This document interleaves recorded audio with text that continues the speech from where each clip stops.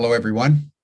I'm Jim Garrison, and I want to welcome you to day 399 of Humanity Rising. We will celebrate our 400th day tomorrow. We've been going since the 22nd of May, 2020. You may remember back at that time, we thought the pandemic was going to be over sometime soon. And here we are nearly 2 years in, and the pandemic still stretches before us. And Humanity Rising continues to broadcast day by day, Monday through Friday now, although at the beginning we were doing it 7 days a week, as we bring people together from all over the world to just share who they are and what they dream about, what their concerns are. And today, we want to focus on the body. We want to focus on your vitality as a human being, your health. And I want to just underscore it for just a moment by saying that one of the results of now nearly 2 years of lockdown and social distancing, wearing masks, and the turbulence and the social and I would say political and medical and public health domains has taken a toll on all of us as physical, emotional, psychological, spiritual beings.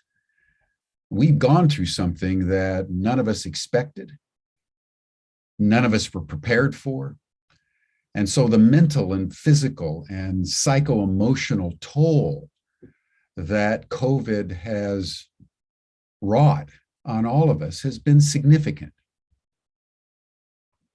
And so we thought today we would just pause, as we've done a couple of times before, and just rejuvenate with two people who have spent a lifetime, personally and professionally, in how people develop their potential as beings, as human beings, as physical, psycho-emotional beings. So I'm delighted to introduce today Russell and Suki Munsell. They have spent a lifetime in this domain. Russell has been active in developing human potential for well over 40 years. He taught human optimization at Humboldt State.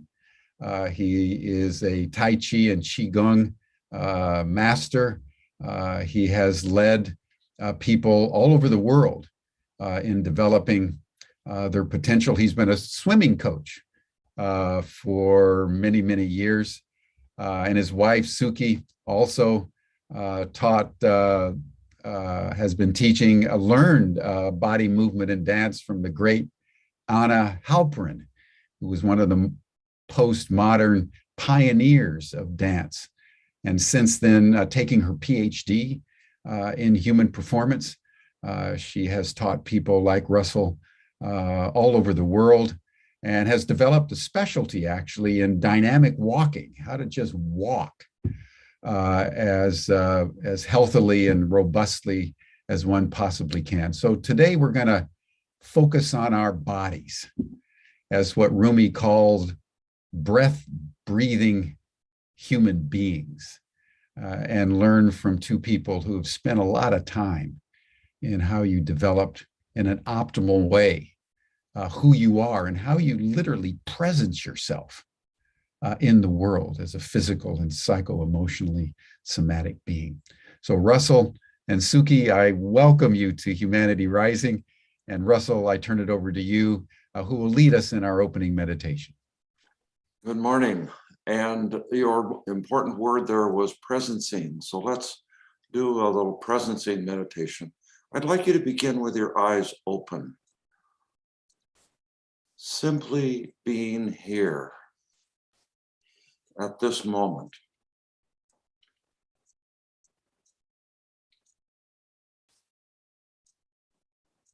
Allow yourself to be aware of your weight underside. So aware of the soles of your feet, aware of your butt, aware of your back against the chair.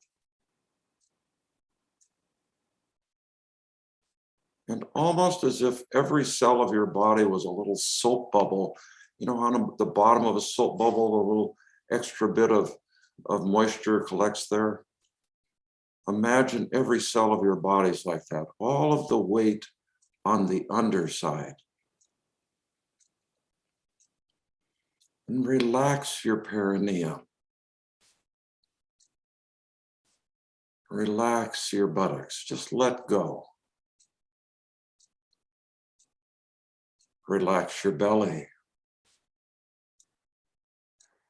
And allow your entire thorax, your rib cage, your ribs, your sternum, shoulders, shoulder blades, everything to just settle like a shirt on a hanger. And bring your chin down just 1/8 of an inch so that it lengthens your cervical spine. Maintaining that, bring your awareness into your abdomen, right in the center of your abdomen, between your diaphragm and your perineum, front to back, side to side. Breathing.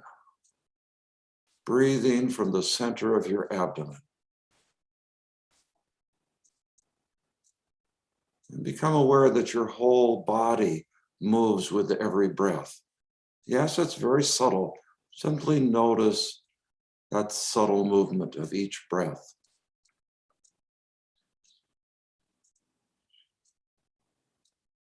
And allow yourself to be aware of your entire field of vision without looking at anything.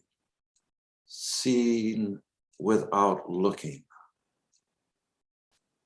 Soft sponge eyes, just soaking up the light information.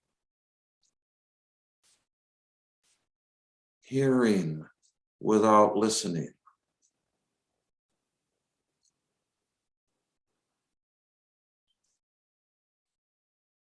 And with an inner smile, whole body smiling, welcome whatever you're experiencing in your body. And with that smile, allow your eyes to close.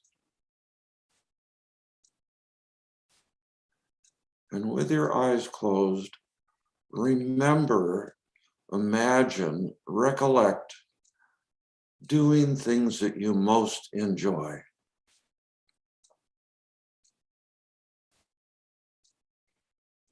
And there may be several of those, so allow them to come and go as they please. You don't need to control it. Remembering, recollecting times of doing the things you most enjoy, your favorite activities, and remembering how that feels in your body. Remembering times of fulfillment. Maybe you completed a degree or some project at the house or whatever else, and that feeling of accomplishment and how that felt in your body. And allowing yourself to re-experience those sensations in your body right now. Remembering the members of your body, remembering the feelings of joy, remembering different experiences of joy or satisfaction or fulfillment, and re-experiencing the physical sensations in your body right now.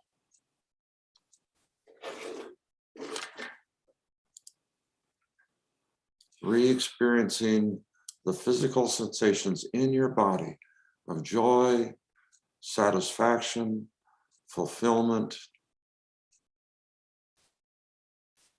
Welcoming those experiences in your body.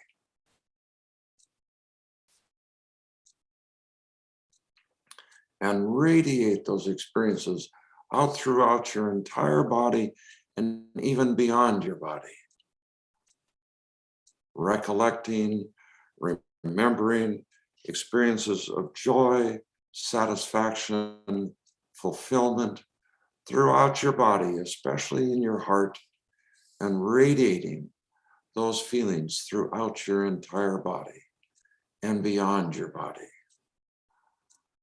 Recollecting, remembering experiences of joy, enjoyment, fulfillment, satisfaction, re-experiencing the physical sensations and radiating them throughout your body, your heart, entire body, and beyond your body.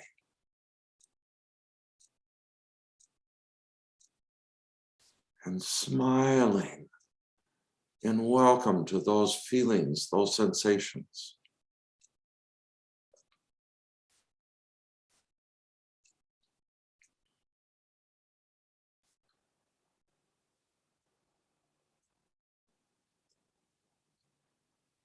Whole body breathing, weight underside, spacious awareness. Seeing without looking, you can allow your eyes to open again. Hearing without listening. Remembering experiences of joy and feeling the physical sensations throughout your body.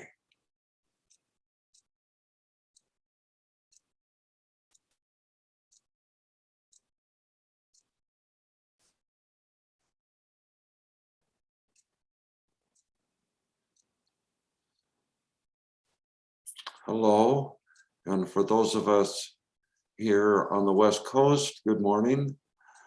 My name is Russell Munsell. My academic training was as a mathematician and logician. And while I was a professor of mathematics at Humboldt State University, I wondered why some students could learn and achieve their goals so much easier than others. And I was given an opportunity by the university to research those questions and to deliver a learning optimization program to interested students. And as a logician, I was especially interested in what were the foundations, how to clarify the foundations, the infrastructure, if you like, for learning and change. So I was working with students. Some of them were athletes and artists. Some of them were medically referred from the health center, and with their professors, as I discovered the shared elements of success. I was also investigating psycho-spiritual traditions from around the world and Asian movement arts, looking for their principles of change. And consistent among all of these, the work with the students and the research into psycho-spiritual traditions and movement arts were three principles. First, a commitment to change. Change didn't seem to happen unless you were really committed. Not just that you thought it was a nice idea, you'd like to see things different. No, you were committed to having things be different. Secondly, a willingness to explore what was really true of your inner knowing, your personal integrity. And thirdly, a commitment to explore all of the options, all the different alternatives for how you might get to your goal, and to continue that exploration until you reached your goal. Suki also arrived at similar conclusions about how people change. Hi there. So my journey began, as Jim mentioned, when I met the dancer choreographer Anna Halprin, with whom I trained for 45 years. From her, I learned how to live my life as an art form and to study it as a science. At that time, I suffered from physical issues like debilitating sciatic pain. Watching Anna use dance to recover from cancer inspired me to interview her and others who overcame disease, disfigurement, paralysis, obesity, or starvation to regain normal lives. I hope to learn their secrets and apply them to my own problems. I interviewed 25 people for my doctoral dissertation on body transformation. They used many different modalities to heal, but it was their attitude that was consistent. They were deeply in touch with an inner image of health and vitality, and they literally grew the physical body into their image body to learn to walk again, or in the two cases of facial disfigurement, to smile again. So I continued researching different modalities until I could develop my own method to teach. And what I discovered absolutely surprised me. It was very pedestrian. It was walking. How we walk can reinforce our problems or it can heal them. When we walk thousands of steps a day, our past injuries and muscular compensations can create repetitive stress injuries.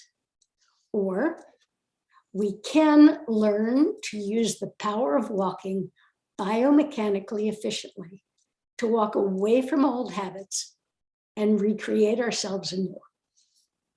Let's turn to that slideshow that demonstrates the principles that Russ and I.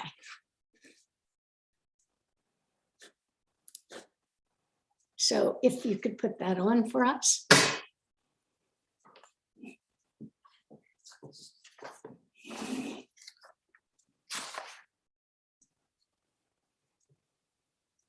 You know how to get there, honey? 1 second. Okay.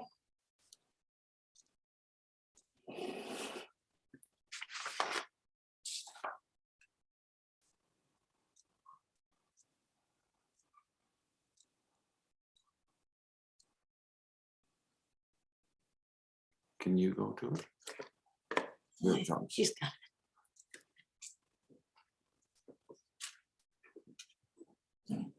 And Next. Next slide.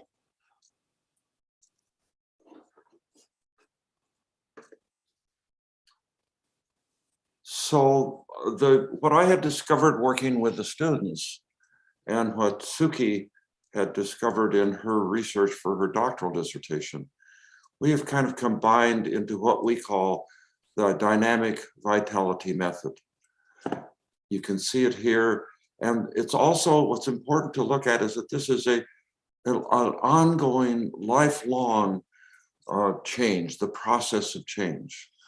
You can see this, the circle keeps going around. We begin by discovering our current patterns, then we train to transform and finally commit to practice. And then we come back and see what the new pattern is and keep going around the circle. Next slide.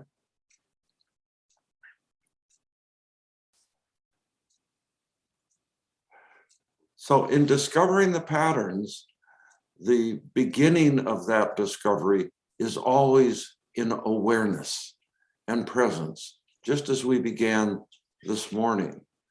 And the language of communication between the body and the mind through the nervous system is the sensations, the feelings.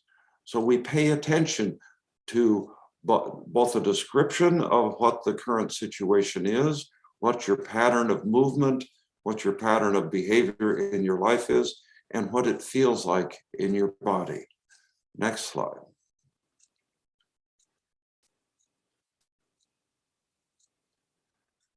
Having discovered our pattern, then we begin a period of education about, well, what are the alternatives and options to how I have been behaving or how I have been moving. And in order to do this, I, as your assistant, your coach, I may have information for you, but I don't have answers, because what's most important is that you consider the different alternatives and options and see what fits with your personal integrity.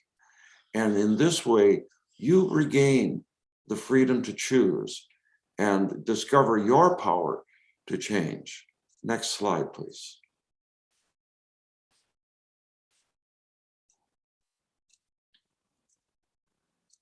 Once you've considered some options and alternatives, now the kind of rubber meets the road, and you need to make a commitment to experimenting. Now, I use the word experiment and play and explore because I do not want you to change. The situation for most people is that the reason they're having difficulty learning or healing or performing better is that they already have too much stress in their lives. So I don't want you to make a change that's stressful, but rather to experiment with other possibilities and see what that feels like. And out of the experiment, you may find something, oh, that feels better, and I will continue that. So during the experimentation, no efforting, no speed, no pressure, no going too fast, no right or wrong. Just try it out and see what works. And as you make the changes in one part of your body or your entire personal organism, all the parts will change. And you end up reprogramming your old patterns in order to free vital energy. Next slide.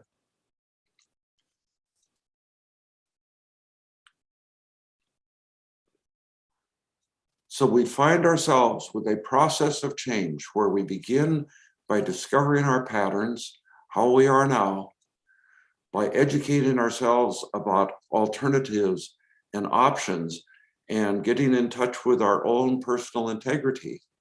And then we find that we have the power to make the choice and to make the change, and then come to the point of experimenting, of playing with the different possibilities to see what works best for us. Okay, we're going to go back live again.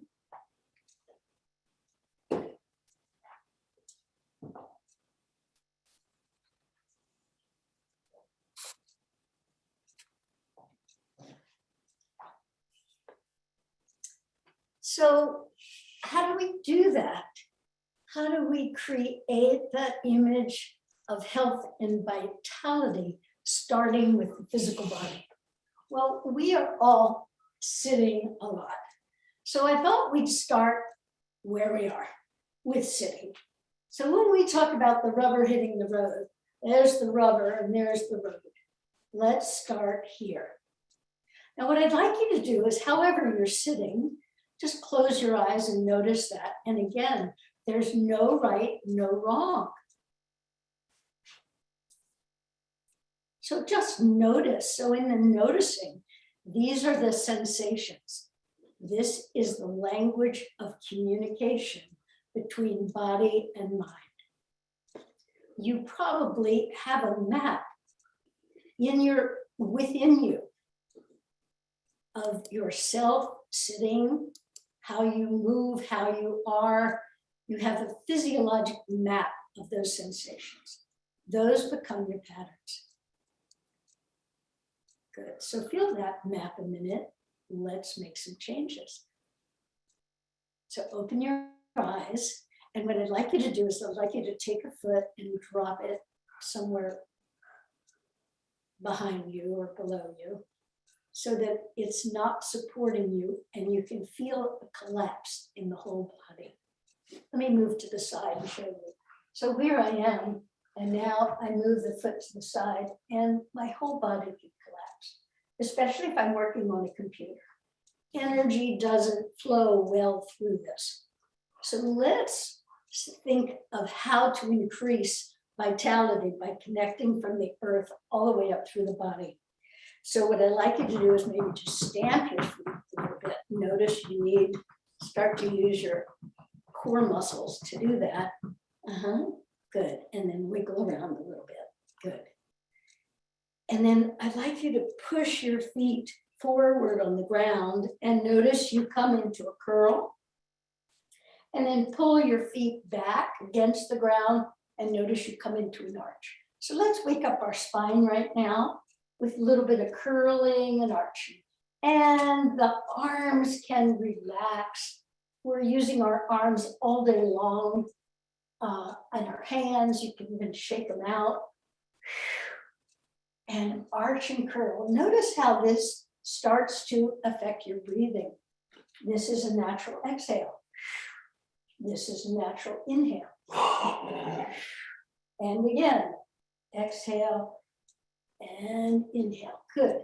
Notice that you've connected your feet and your heel with your hip.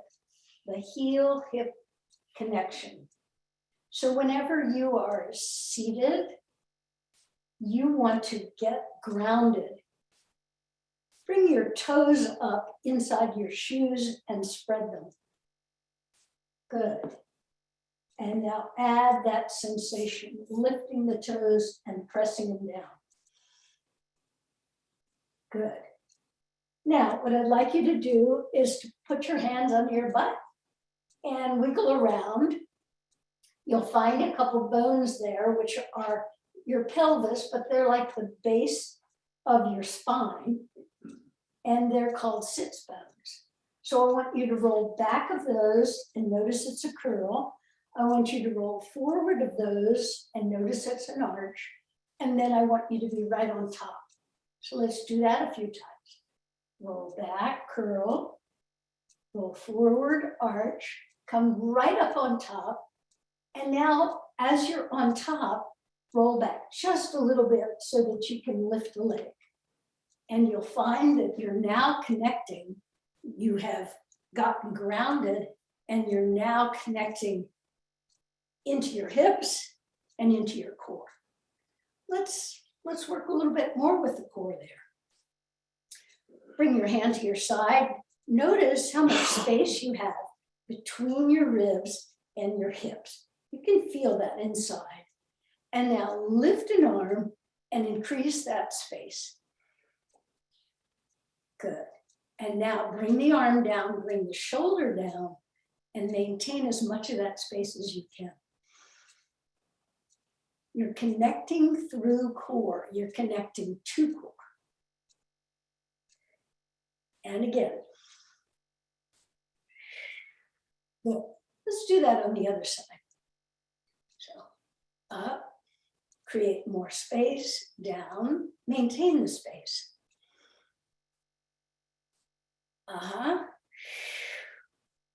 And again. Good, let's do it with both arms. Cross at the wrist, that's the center line of the body, and lift up. Good.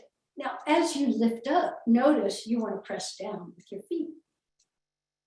So you've gotten grounded, you've built your base, you're on or right behind the top, very top of the sits bones, and you're connecting to core. Next thing that's really important are the shoulders. So a lot of times the shoulders roll forward, especially if we're working this way. But you can see what that does to my neck. You can see what it does to my whole posture. So instead, lift up again.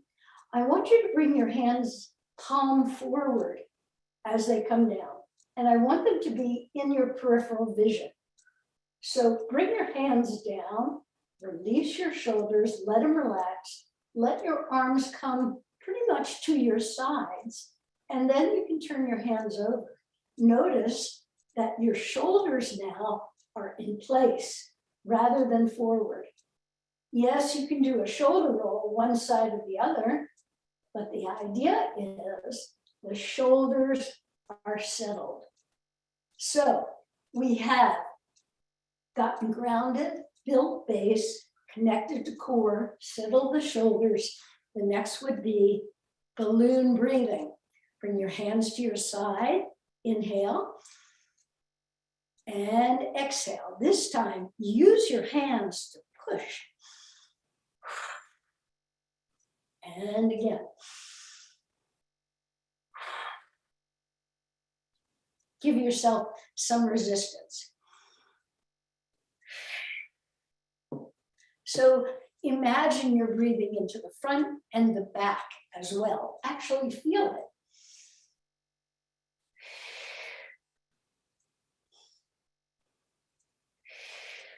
So we have balloon breathing. Our breathing helps our posture. By breathing fully, we help to maintain a tall, erect posture to let the energy flow from the base all the way up through the spine. Settle your shoulders one more time, just in case they're out of place. Good. Then bring your hands behind your neck and you're going to stretch just a little bit. Stretch your neck and lift up. You can take a thumb, place it at your collarbone to anchor you, and imagine that you can lift your neck up. So imagination is very strong. The image, your guiding image is very strong. It's a sensation, it's a perception, it's feedback from your joints. So lift up as if you were lifting into your crown. Now that's a beautiful image too. Lift into your crown. So here we go. Build base, press and get grounded, press down, lift all the way up, create that space in the center. Settle the shoulders, good. Lift into your crown, and you can actually use this movement to help you. Yeah, good. Now you want to wear your crown lightly. So let your head relax. And you can look around. Good. How's that feel? Pretty good, huh? Good. All right, then let's take it into some movement. So bring one foot forward, one foot back. You're creating a tripod base here. Find your center of alignment, move your center of alignment in right over that new center. Lean and push yourself down. Now, you may not have a lot of space where you are. That's okay. We'll do a little bit standing. Good.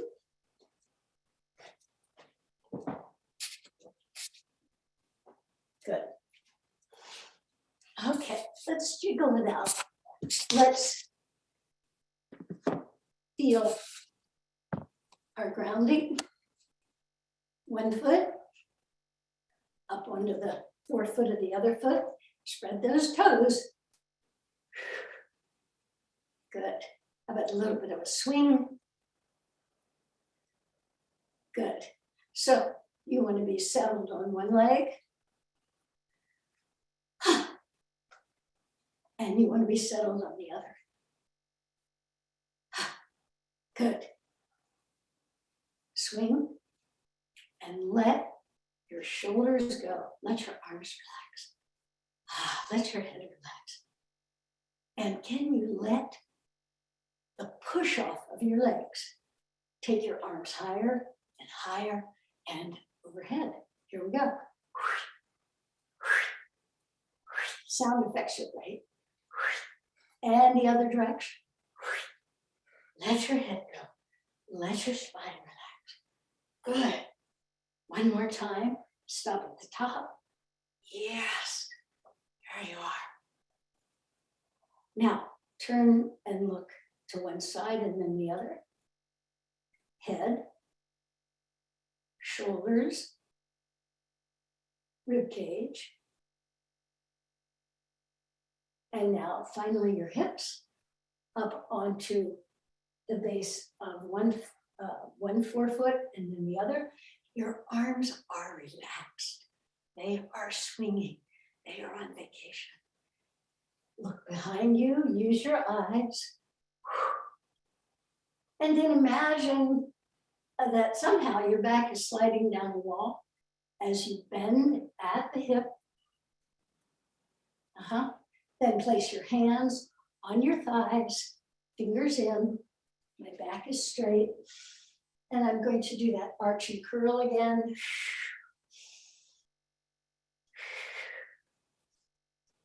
Good. And I'm going to do something a little different. I'm going to lift a heel and a hip, and lift the other heel and hip, and then back and forth. Lift your heels if you need to, otherwise just your hip. Good. And you can come down just a little lower. Your back can be straight or slightly curled. Then I'm going to toe in, heel in, toe in. Bring my feet under my knees and hips and roll up. Oh, yeah. Yes. Shake it out, shake it out, shake it out. Good.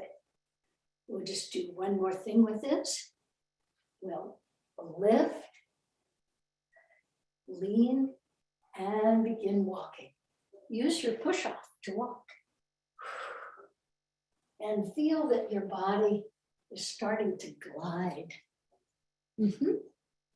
Push off from behind rather than stepping forward. And if we had more time, I'd teach you some dynamic walking. Good. All right, here's Russell.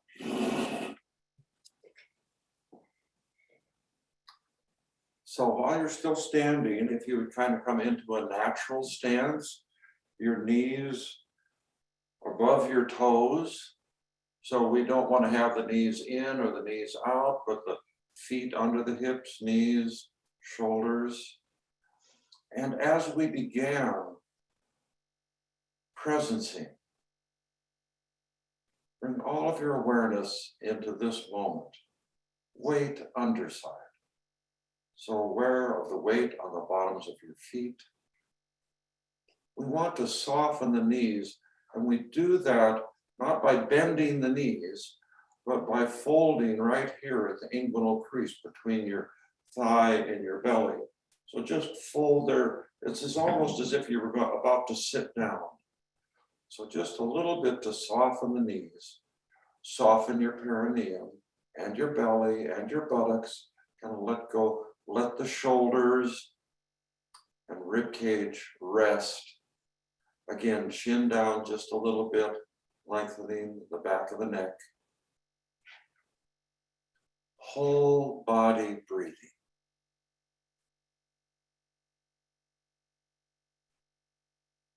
Breathing from the center of your abdominal cavity, right halfway between your perineum and diaphragm, right in the middle, as if that's the center of your breathing, and your whole body is expanding and condensing from that place.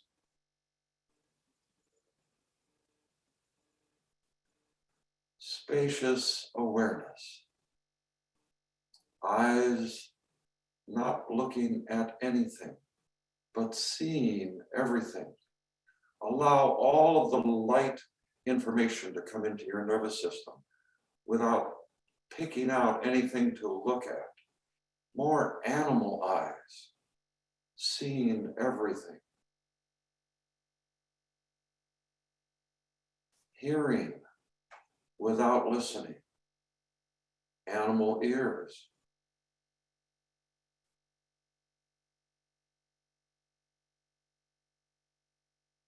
And welcoming your experience, whatever's going on in your body, is the right thing for you at this moment. And welcome it with a smile, an inner smile. Whole body smiling.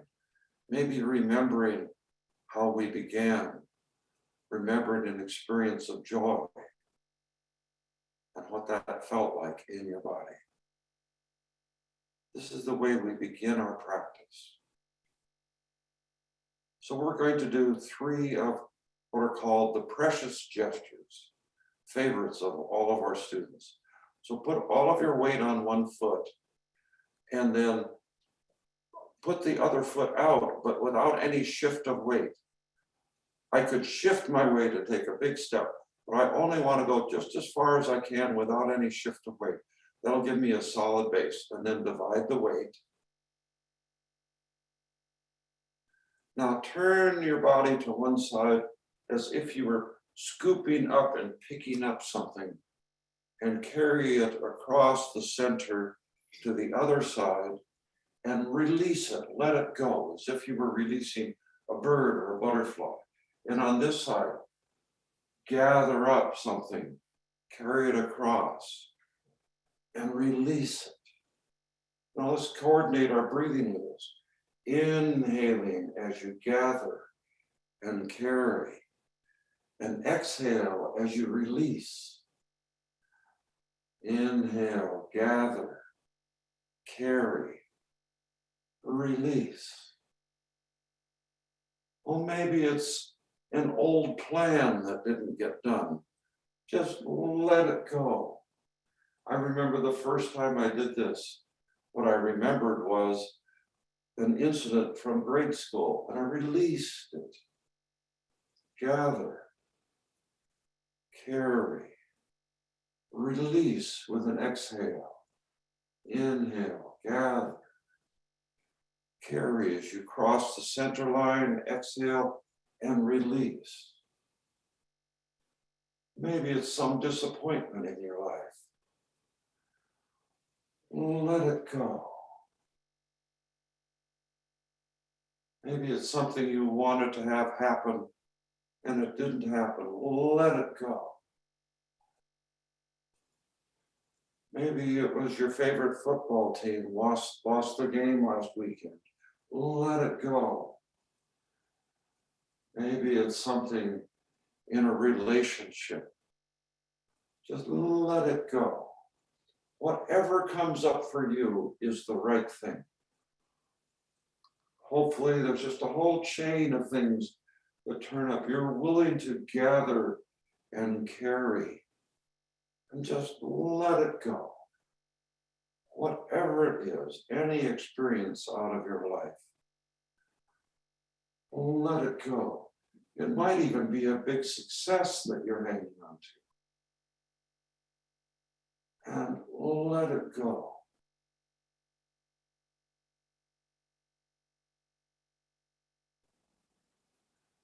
Release. One more. Gather. Carry. Release. And come back to the middle and just notice how you are. Notice the feelings in your body right now. No right or wrong, nothing to change, nothing to accomplish, just noticing your experience in this moment and welcoming it with an inner smile.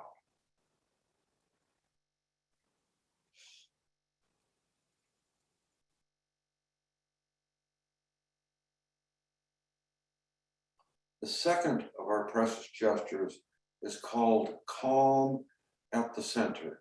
I'm going to get just a tiny bit closer.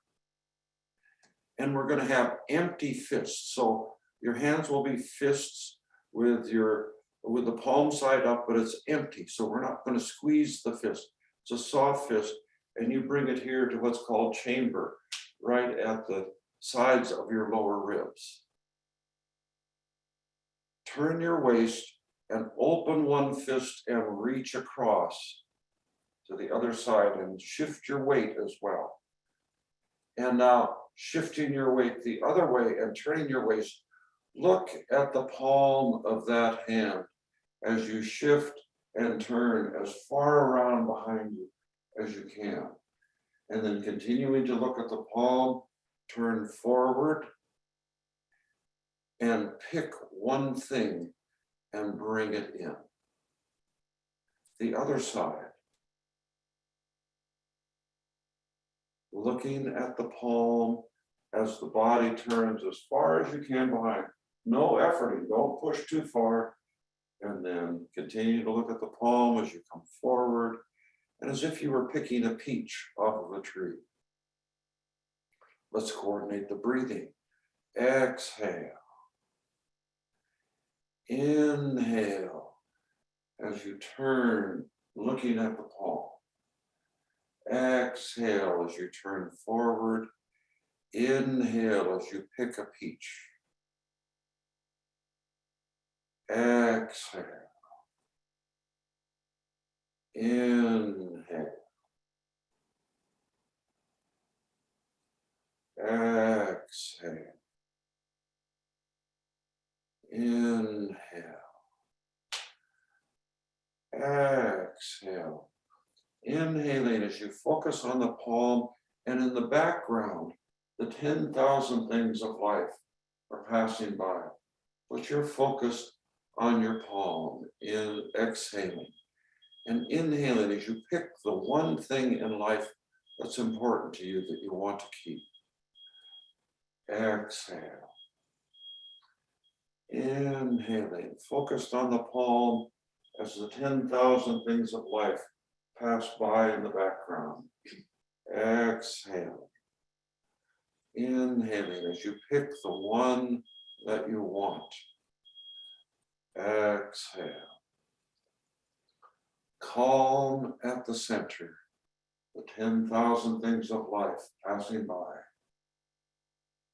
Exhale, picking the one that's important. Exhale. Inhaling, developing equanimity, not being disturbed by the 10,000 things of life as you focus on getting the one that's really important to you. Exhale. Inhaling, focus on your palm. Exhaling, the 10,000 things of life in the background, and you pick the one that's most important. Last time. Exhale. Inhale. Exhale.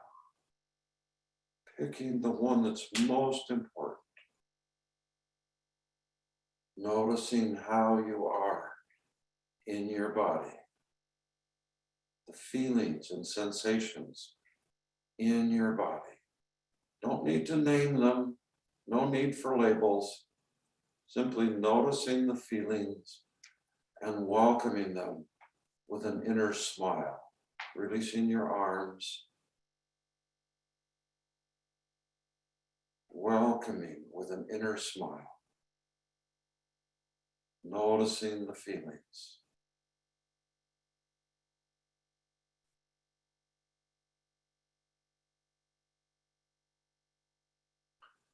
In Qigong, which is the practice that we're doing, the most important part of the practice is the harvest. Qigong literally means qi, life force, gung, cultivation, like garden. So as we do these things, we're cultivating life force. And at the most important time in your garden is when you harvest, and you get to see what the results of your practice has been, of your cultivation. So we're going to do one more practice. It's called waiting at the temple gate. So bringing open palms, and I'd like you to sweep out around behind you, collecting, and then offering, giving up whatever you collected. And now you reach up as if you're grabbing the rope to a bell, and you pull the bell all the way down, and then let the bell pull you back up. And then you settle, sit the kwa again, settle in kind of prayer position. And we begin again. Inhaling, collecting, gathering. Exhaling, offering. Inhaling. Exhaling, pulling the bell rope. Inhaling and holding the breath as we sit the quad. Inhaling. Exhaling. Inhaling. Exhaling. Inhaling and holding the breath. Exhaling. Inhaling, gathering. Exhaling, offering. Inhaling, grabbing the bell rope. Ringing the bell at the temple gate. Inhaling, holding the breath, waiting patiently for someone to come and open the temple gate. Exhale. Inhale. Gathering everything that you have to offer. And exhaling, offering. Inhale, grasp the temple, the bell rope. Exhale. Inhale. Hold. Waiting patiently at the temple gate. Exhale. Inhale. Gathering. Exhale. Offering. Inhale. Exhale. Ring the bell. Inhale. Holding. Waiting patiently at the temple gate. Exhale. Inhale, gathering all you have to offer. Exhale, offering. Inhale, grasping the bell rope. Exhale, ringing the bell at the temple gate. Inhale, holding, waiting patiently at the temple gate. Exhale. Last time. Inhale, gathering. Exhale. Inhale. Exhale. Inhale. Holding. Waiting patiently at the temple gate.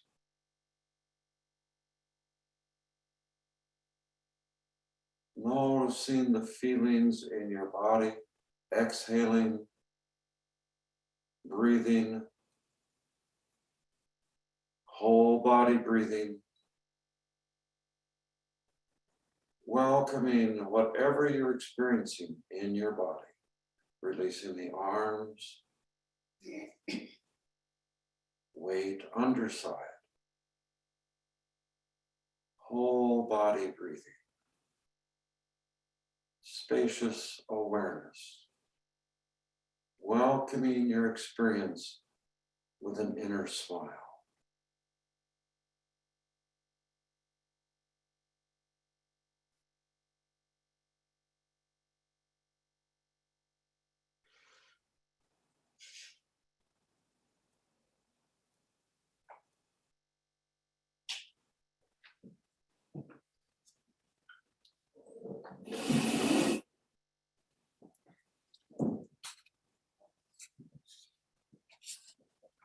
Come back to your seats.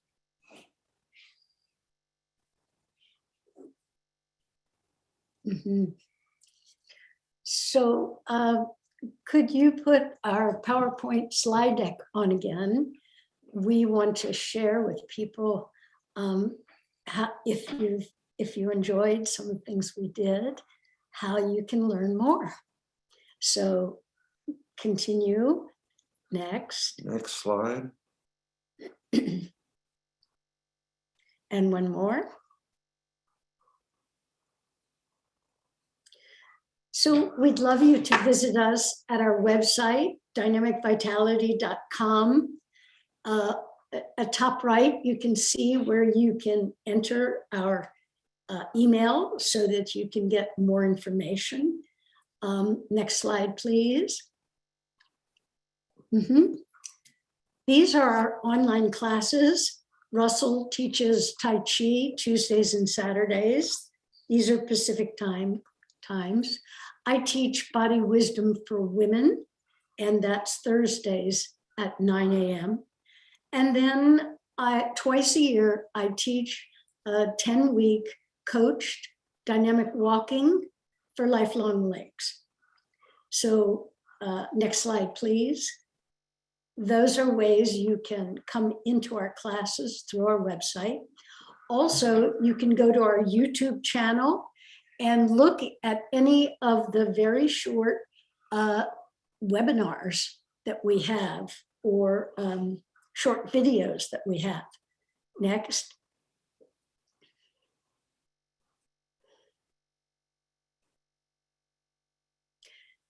At the website, you can download the 7 common walking problems with smart solutions. So you can check to see if you have any walking problems that you want to pay attention to. There's some exercises there. Next slide. And if you want to go further with that, you can go to our dynamicwalking.com landing site. There you will learn about how I help you retrain your walk to achieve efficient biomechanics. The profound yet simple practice of walking correctly revitalizes your body and stimulates self-healing. Next. If you're a professional, health or fitness professional in the audience, I also have a dynamic walking teacher training. Russ and I have been leading that since 1992. Next slide.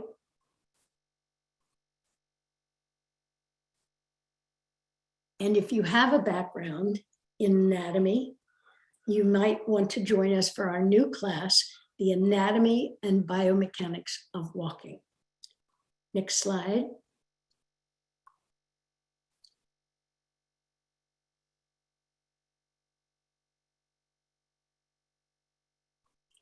Basically, we want to say thank you for joining us. Yes, we hope you live and age with dynamic vitality, because that's what we've been doing, and it's more fun that way.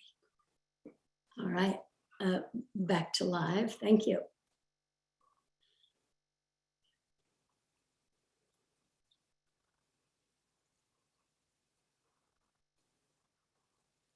That concludes our presentation, Jim.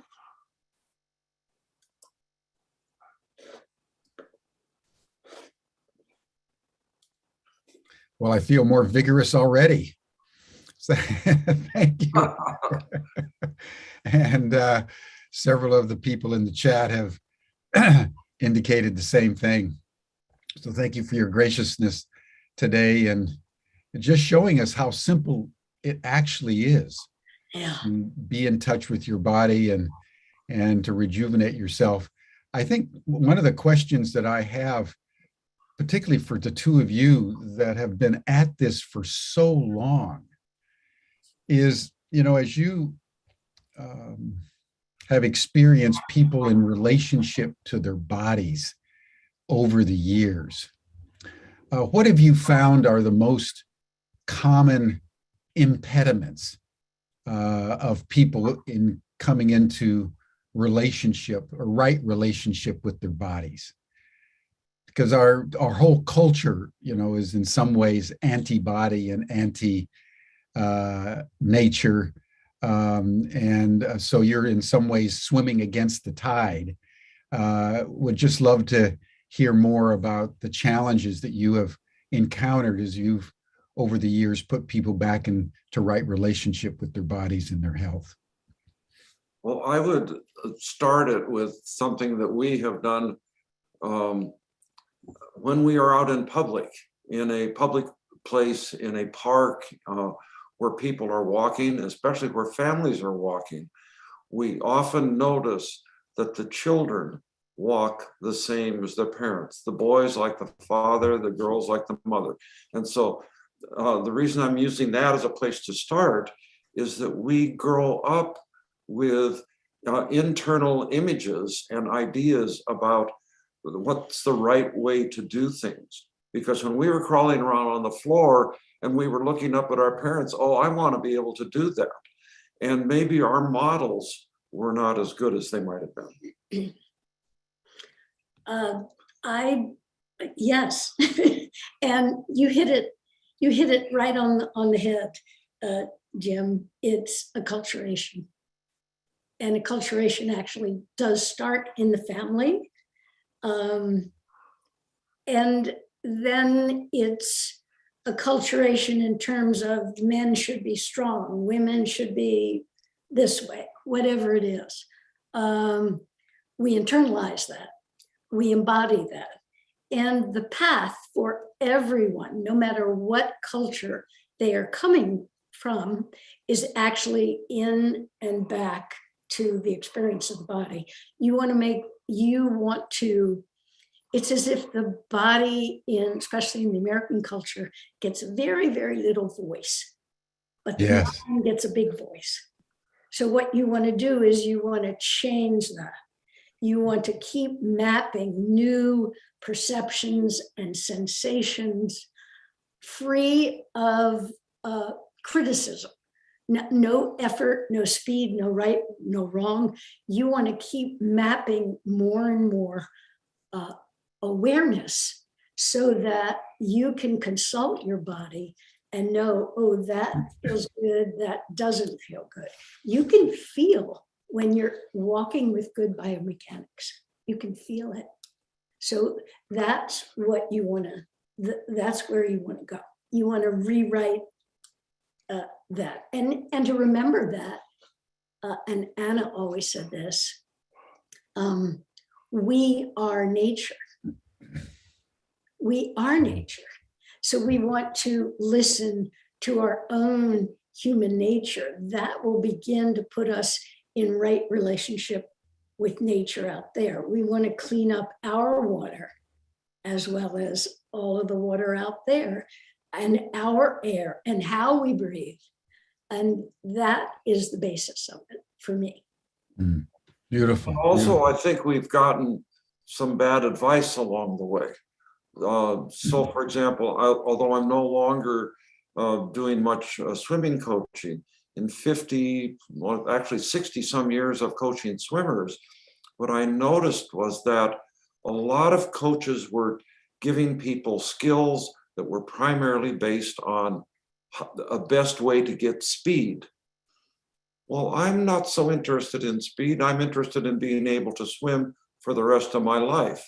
Some of those skills, some of those ways of swimming were not really supportive. And I've had to help, or I have over the years, helped many people get rid of the old competitive swimming model to find a lifelong swimming model. And that's just an example of, we've been given ways of doing it and told to do those ways that were really not supporting us. Yep, we want the voice of the body to be as strong. Yeah, well, I can testify to that, everyone. I'm a swimmer almost every day. And I had one conversation with Russell that fairly radically transformed my perception of myself swimming. And you're so right. You know, this goal-oriented exercise is much less important than, I would say, being-oriented exercise. And that's, particularly as we get older, I think we kind of relax into more being than having and achieving.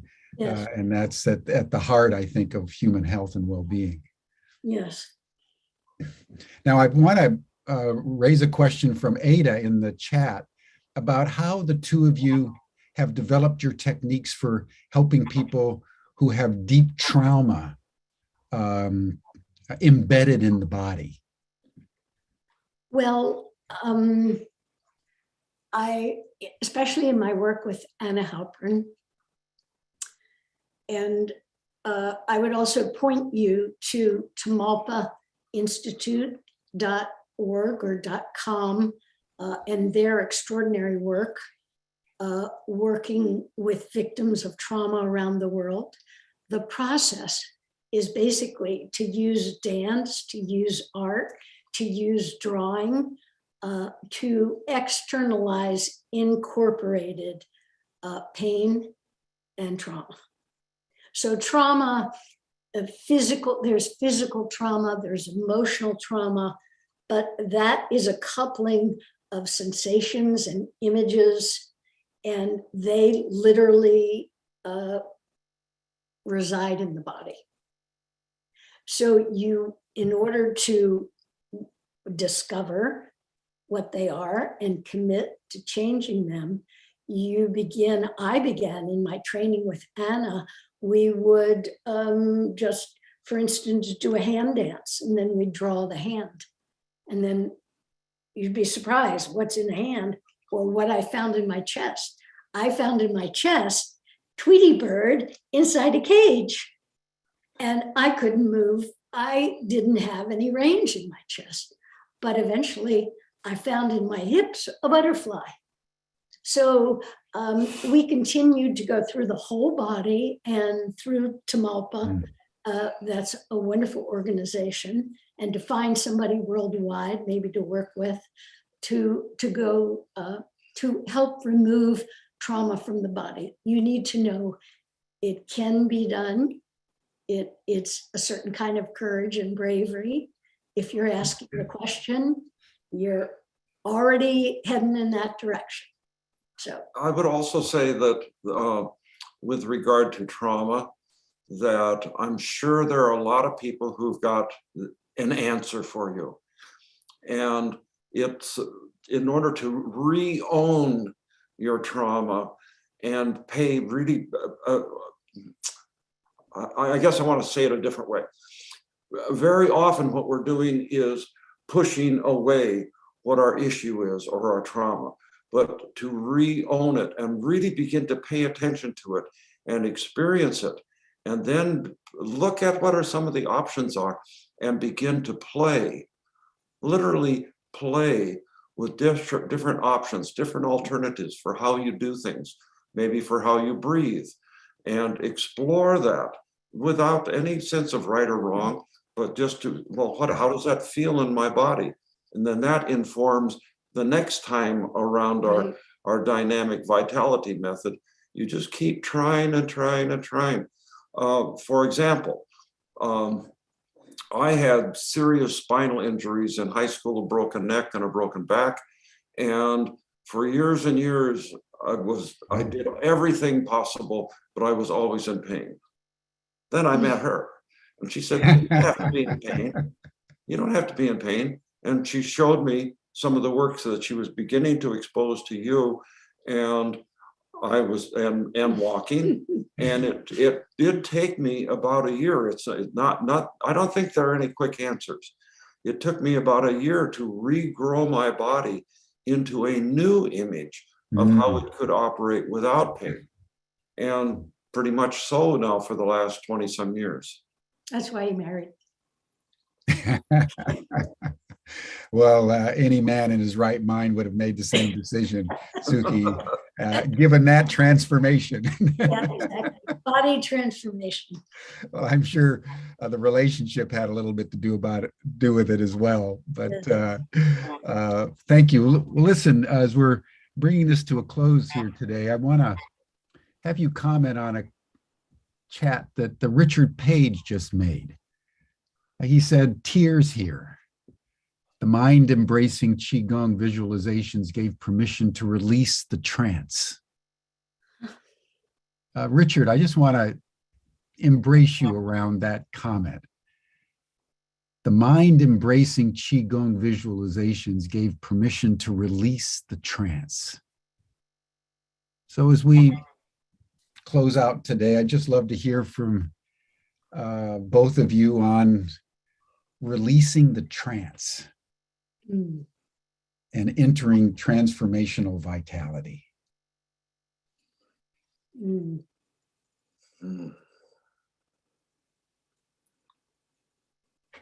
Well, the first thing I would want to say is that in order to be released from the trance, you have to be aware that you're in the trance. And so it comes back to our first step again, which is awareness of what's going on right now. And in order to be released, you have to know that that's where you are and how you were trapped and what the experience is of being there and being trapped. And that's where I would begin. Trance for me evokes an image of a structure that's closed, that isn't breathing, that isn't, change and truth. Truth is a moving point. Truth is not a fixed point.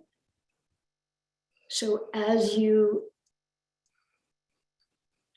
notice the boundaries, whatever it is, whatever it feels like, it could be a pain, and then you explore that, that begins to shatter the trance, the fixed structure that we perhaps find ourselves in at any moment. And it could be deeper, it could be psychogenic throughout your life to explore. Those are all gifts. Those are all literally fingers pointing the way. I hope that helps. Yeah.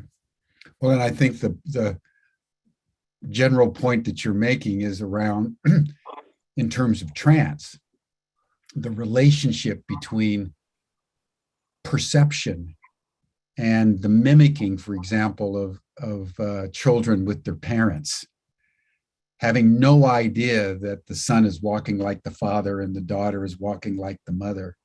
And the trance is something that is so unconscious, but so confining, that when we then experience trauma, we don't have the elasticity inside our physiology, literally, to process and release it in a way which further reinforces the trance.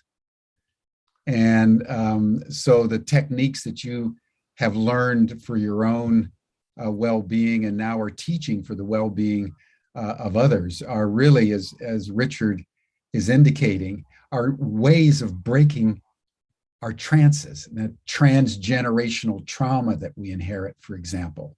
And it kind of breaks it up, dissolves it into an enhanced well-being, because we become more elastic and flexible and soft with our own bodies. Would that be an accurate way of conveying what you're saying? Yes. And you can start with the breath. Yeah. Well, and I liked the word that you used was transgenerational, and going back to parents and children.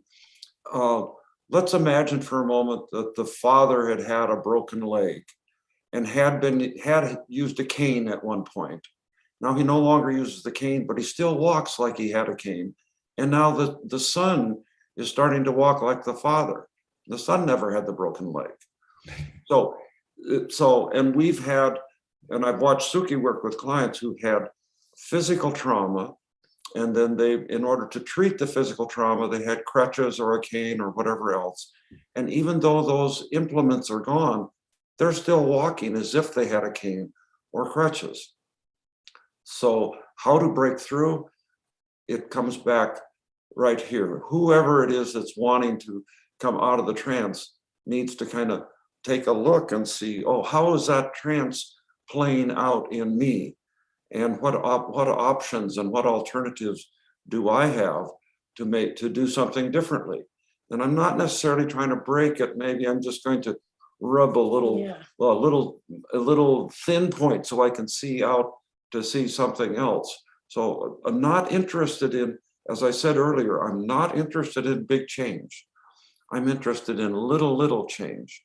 Let me go back again. The idea of when I'm working with people with all of the issues in their lifestyle that are already overloading them so they can't really learn or perform or heal. Well, we're wanting them to make little tiny changes in their lifestyle until, like the camel take some of the straw off the camel so that there's room for more, so that there can be change. So it's to facilitate change, not to make the change, but to make change easy, to support change. Cuff Ferguson has a very interesting observation. Would love to get your comments on. He's saying that he didn't grow up with his biological father, but later as an adult, he got to know him and found that he was actually walking like him. Yes. So even though he didn't have the role model right in front of him, Yes. he was still walking like his father. Cuff, that's brilliant. It is. What do you make of that? Because you have the whole physiology of your body, you have the length of your bones and how your joints work. So that's a wonderful observation. It is so true. It doesn't mean there's anything wrong. We're untoward there. It's what is, and it may or may not still be biomechanically efficient and the easiest way for that body to move. Yeah, does that make sense? Russell, Well, I'm anything thinking also you want to add? I'm thinking also of a friend who did not know his biological father and never met him, but went searching in his 40s or so, and the biological father had died. And when he met some of the biological father's children from a second family, he was blown away at the same kind of attitudes about life that he had grown up with, that had been transmitted from the father. So I think it plays, but more, the trauma is not just in the body. It could be in the energy field, and it's then transmitted to the next generation. Yeah, I mean, the whole Rupert Sheldrake's whole notion of the morphogenic fields that are transgenerational. Yes. And in fact, in the evolutionary progression of billions of years of planetary life, build up over time and shape how we think, how we feel, how our bodies move, and how we can progress and evolve beyond where we are through certain breakthroughs. Because that's the key, I think, that the two of you are motivated by, is how within the context of the trance, however it's embedded in our beings, how do we softly, incrementally break through to the other side? Yes. Well, part of the discussion around intelligence over the last 50, 70 years talks about whatever the total operating capacity of our brain, of our whole organism is, and that we use such a small part of it has been part of the discussion, that people like Einstein just happen to use maybe 2% more. Well, I'm not so sure about that anymore. It seems to me that we're beginning to learn so much more about this organism that I think the brain is being used. I think there is a lot going on. For example, it's always surprising to people when they hear you have as many neurons in your gut as you have in your head. And these neurons are very, very involved with, I was wanting them to see my gut, but these neurons are very involved with your immune system. Yeah. And this whole organism wouldn't survive if these 50% of your neurons weren't all tied up defending you from the stuff that you put in your mouth, etc. So I think when you talk about that kind of a breakthrough, I think the breakthrough is to re-inhabit. Yeah. Rather than think that we're better than an outside and this is the controlling thing. Well, I'm not so sure anymore. And using more than our brain to guide our lives, Yes, our heart, for example, our gut. Gut instinct. And as you know, there's research now indicating that every cell has its own brain, has its own capacity. There's been some research we were talking about just the other day on Humanity Rising. They're finding out that every little seed has its own brain. Mm. And the seeds make decisions about when to germinate and how to position themselves. And one seed will make a decision different than the seed right in the pot next door. It's remarkable how the microcosm contains the macrocosm at every level of cosmic being. And our bodies with 1 trillion cells, 100 trillion cells is an example of one of the most complex organisms that we know of, at least insofar as we've discovered anything, certainly on planet Earth, if not into the larger solar system and galaxy. So, well, both of you, thank you so much for this very elegant and thoughtful and inspiring session today. I feel much better. And by the way, Russell, I've really taken to heart your admonitions on how to improve my swimming.